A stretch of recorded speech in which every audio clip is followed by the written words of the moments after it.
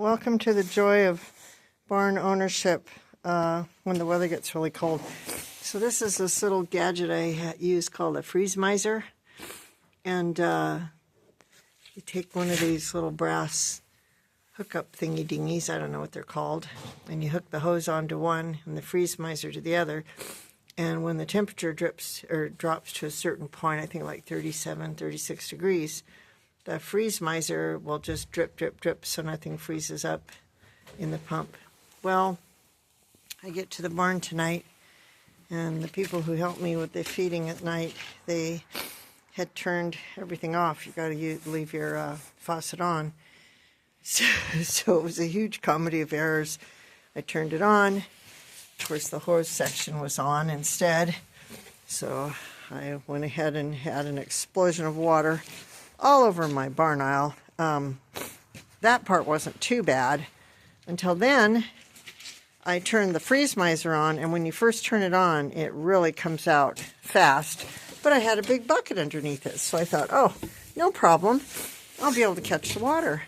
By the time I got back from fetching something, anti-blanket rub thing for one of my horses, it only took me a minute. When I got back, I had literally flooded this entire area. I mean, it was a lake.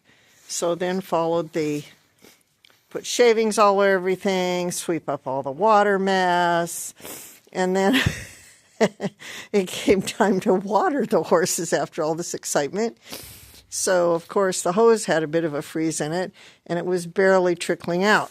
So I took a red bucket over to the wash rack size where we have warm water, and it was all running, and I filled up a red bucket. And when I got back, well, by golly, the hose was finally working full force and had exploded all over Reno's stall. So when I got back, poor Reno, he's still giving me a look of disgust. He had quite the waterworks going on.